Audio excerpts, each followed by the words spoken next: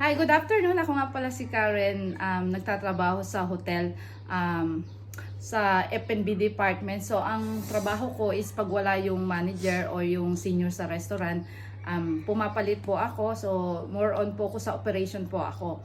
Pero pag may mga problema tapos, kunyari may mga guests na nagre-reklamo or kayo hindi sumusunod sa rule ng restaurant, ako po yung nakikipag-usap. So, basically, pinapakalma ko sila, pinapaliwanagan ko. So, dapat meron kang tiyaga makinig sa guest at may haba ang pasensya mo. So yun po talaga ang ginagawa ko, ang more on sa operation at yung mga complaint. Ako nakikipag-usap. Buti na lang nabiyayaan tayo ng ganyan talent. Kaya, ay, papasok na pala ako, baka malate na ako. Wait lang guys.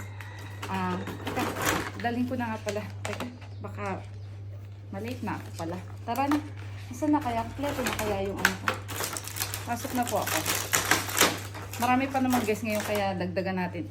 Sige, bye!